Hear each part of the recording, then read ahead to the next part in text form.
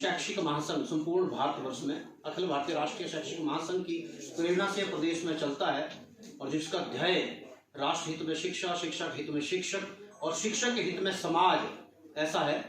तो उसकी प्रेरणा से पिछले साल कोरोना काल था। कोरोना काल में हिमाचल प्रदेश शिक्षक महासंघ ने प्रदेश में बहुत से सामाजिक सरोकार के कार्य भी किए।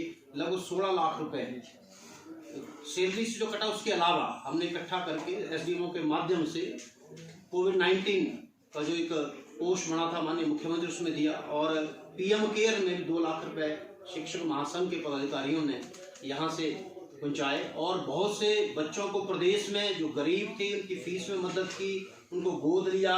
बहुत से बच्चों को फोन भी उपलब्ध कराए जो क्लास लगाने में असमर्थ थे। तो ऐसे सामाजिक कार्य तो हिमाचल शिक्षक महासंघ करता ही है, पर इसके साथ साथ वर्तमान में शिक्षकों की समस्याओं के बारे में भी सोचना पड़ता है, उन समस्याओं का हल भी करना पड़ता है।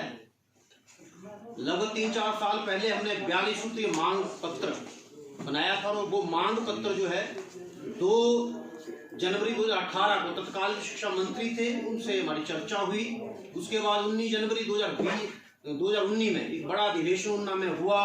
कुछ मांगों की घोषणा माननीय मुख्यमंत्री जी ने वहां से की और पूर्ण भी हुई। लगभग ऐसे 31 छोटी और बड़ी मांगे थी जिसमें पीटीए पैट का एक बड़ा मुद्दा था जिसको हल करने में सफल हुए। मांगे समय के साथ आती भी रहती है और उनका समाधान भी होता रहता है, परंतु वर्तमान में कुछ ऐसी 13 और मांगे हैं शिक्षा महासंघ ने जिनका चयन किया है और जिनका समाधान करना बहुत जरूरी है।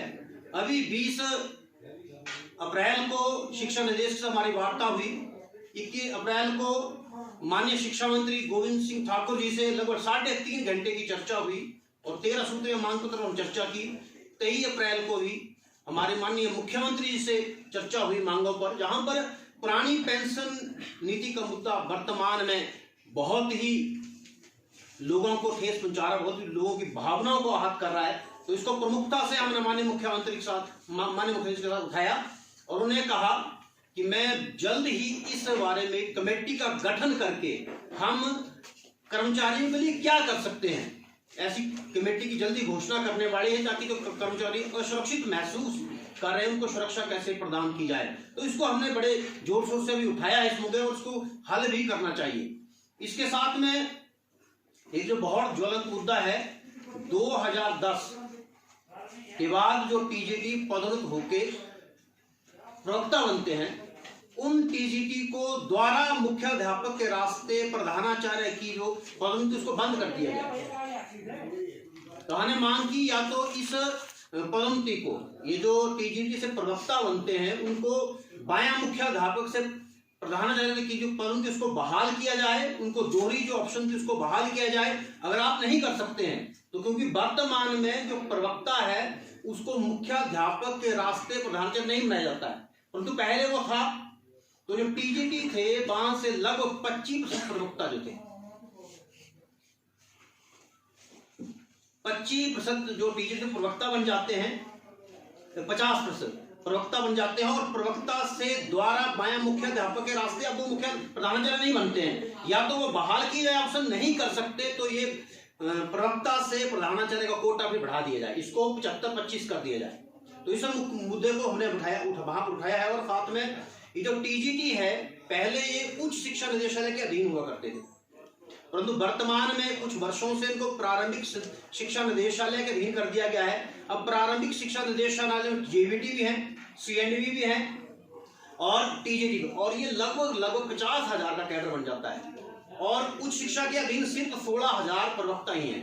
तो जो प्रारंभिक शिक्षा निदेशालय वहां पर काम थोड़ा मुश्किल हो जाता है क्योंकि बहुत बड़ा वर्ग अध्यापकों के उनके अधीन है। और दूसरा क्या है कि जब टीजीटी की पदोन्नति होती है तो इनकी जो एसीआर है वो मुगाता है प्रारंभिक शिक्षा निदेशालय और पदोन्नति करनी होती है उच्च शिक्षा निदेशालय को, और इस कारण ये पदोन्नति बहुत लंबी लटकी रहती है क्योंकि प्रारंभिक शिक्षा निदेशालय को प्रवक्ता से कुछ लेना देना नहीं होता, तो इसलिए कागज पूरे करने बहुत मुश्किलें आती हैं। तो दूसरा, ये टीजीटी अधिकांश जो है 9वीं-10वीं को पढ़ाते हैं, 9वीं-10वीं को पढ़ाते हैं तो या हाई स्कूलों में पढ़ाते हैं, ये सारे उच्च शिक्षा के अधीन है। जब ये हैं इस उच्च शिक्षा के अधीन तो इनकी अपॉइंटिंग अथॉरिटी भी उच्च शिक्षा निदेशक ही होना चाहिए। इस विषय में चर्चा की हमने, उन्होंने कहा कि इसको शायद आने वाले समय में पूरा कर दिया जाएगा। अब देखते हैं कैसा, तो पर इसको करना चाहिए शिक्षक हित में। वैसा ही डाइट में है डाइट में सारे प्रवक्ता हैं जो कि उस शिक्षा निदेशक के अधीन आते हैं, परंतु इनका नियंत्रण प्रारंभिक शिक्षा निदेशक के अधीन है। जो ये कोई तर्क संगत नहीं है, तो हमने भी कहा कि इनको भी इसके उस शिक्षा निदेशक के अधीन करना चाहिए। एक बड़ा मुद्दा जो है एसएमसी अध्यापकों का है, पीटीए हो, पैट हो, पैरा हो, और जो भी अध्यापक हो उनको इस सरकार ने नियमितीकरण का तोहफा दे दिया। कुछ छोटा सा एक बर्गर बचा है।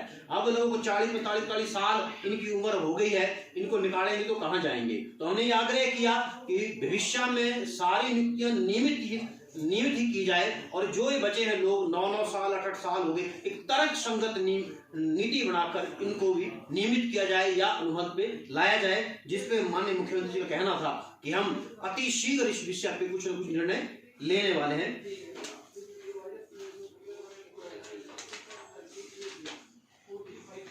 एक जो बड़ा मुद्दा है इसमें,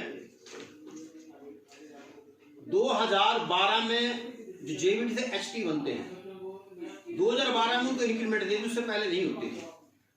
2012 के बाद देने शुरू कर दी, पर 2012 से पहले नहीं दी कि जो 2011 में जेवीटी से एसटी बना है, वो 2012 में जो एसटी बना उसकी तनख्वाह उससे कम हो गई, क्योंकि 2012 से पहले इसका इंक्रीमेंट का प्रावधान ही नहीं था। तो हमने ये भी आग्रह किया और आग्रह कर भी रहे कि ये करना चाहिए, क्योंकि बहुत बड़ी विसंगति है कि कोई व्यक्ति 2011 में मानव पदोन्नति किसी कारण छोड़ देता है या स्थान दुर्गम मिला नहीं गया, जब वो बाद में हुआ पर वो 2012 इंक्रीमेंट में बन गई, पर उसका साथी जो 2011 में पदोन्नति हुआ उसने क्या गुनाह किया था, उसकी तनख्वाह एक इंक्रीमेंट से कम हो गई। तो इसको भी शिक्षकों हित में जल्दी से जल्दी करना चाहिए। एक बड़ा हम क्वालिटी की हमने इसमें बात की है कि भाई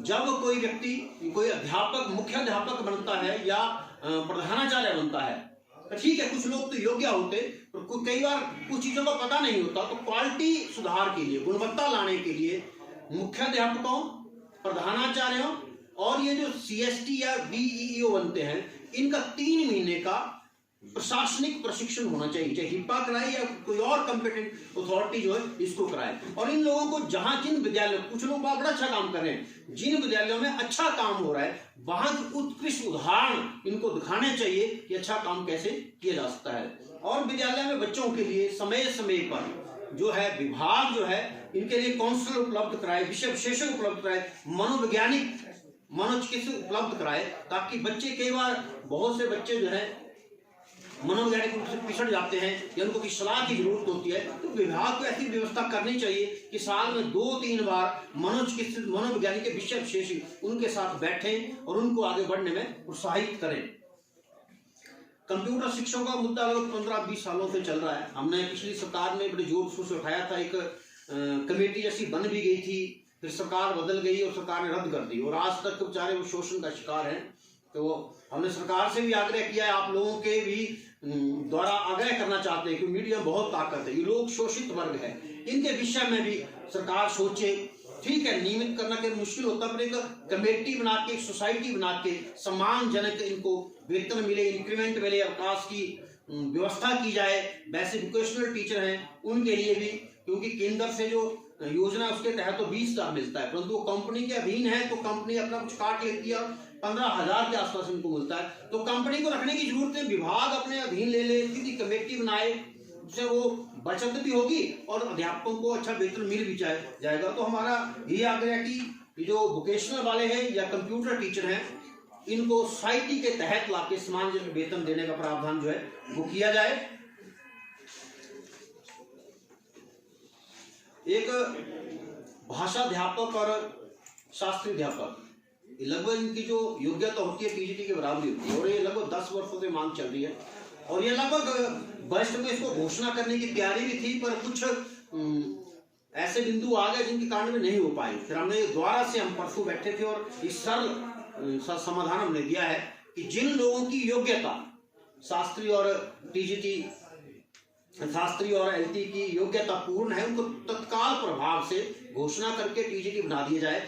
जो योग्यता पूरी नहीं करती उनको समय दिया जाए कि आप इतने समय में अपनी योग्यता सुधार कर लें, और जो चाहते हैं कि हम उसी धारा में रहेंगे तो उनको फिर डाइंग कैडर या यथावत रखा जाए।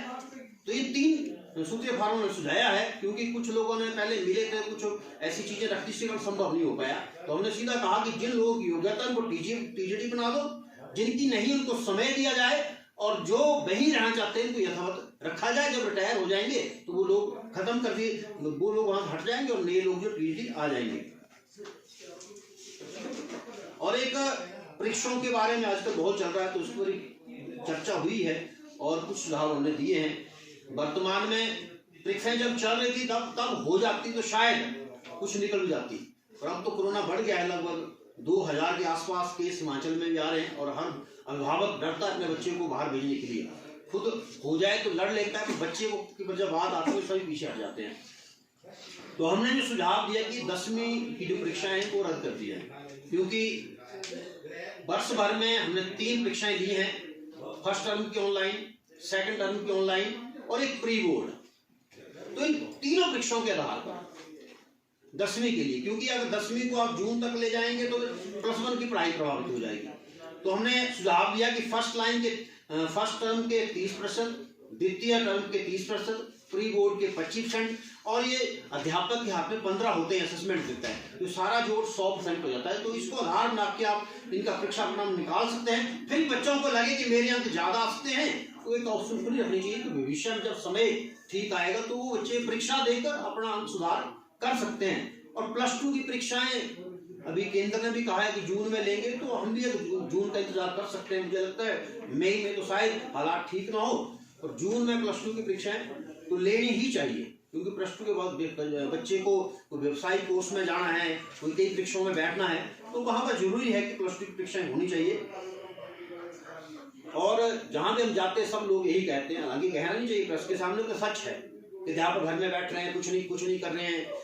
और बहुत से अध्यापक हमारे बहुत जगह लगे हैं, मंडी के कई अध्यापक जो वैक्सीनेशन सेंटरों में लगे हैं। बहुत से लोगों ने कोविड काल में बैरियर पे ड्यूटी दी, हॉस्पिटल ड्यूटी दी, चौराहों पे ड्यूटी दी, पर फिर भी हमने क्या कि फिर भी ऑनलाइन पढ़ाई भी कराई बच्चों के। हमारे कुछ अभी अवार्ड ही मिला धुंधन के अध्यापक, घर जाके बच्चों को न पढ़ाया, तो बहुत से लोग थे। परंतु फिर हमने ये सुझाव दिया कि जब आप बाकी अधिकारियों को 50% के आधार पर बुला सकते हैं, तो टीचरों को भी बुलाइए कि टीचर भी रोटेशन पद्धति के आधार पर 50% के पेपर स्कूल आने चाहिए, और वो अपनी ऑनलाइन क्लासेस स्कूल से ले, और ये एडमिशन दाखिले वगैरह जो चलती रहनी चाहिए।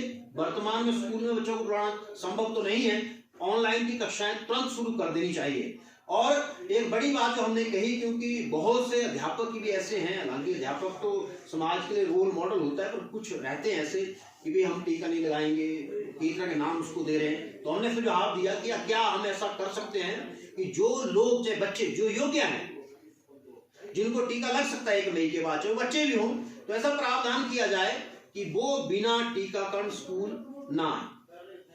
अब देखते हैं इसमें क्या होता है। तो ऐसे लगभग 13 मांगे और 5 सुझाव हमने सरकार के साथ रखे हैं। भूतकाल में सरकार ने बहुत सी ऐसी मांगे, मैंने पहले 31 लगभग छोटी बड़ी मांगे हमारी पूर्ण की है, और मुझे पूर्ण आशा है, पूर्ण विश्वास है कि आने वाले समय में, क्योंकि पूरी मांगे तो कोई पूरी नहीं होती, पर लगभग 5-6 मांगे जो है जल्द सरकार पूरी करने जा रही है। ऐसा सरकार को करना भी चाहिए, और करेगी तो उसके लिए उनका आभार भी प्रकट करेंगे। नमस्कार।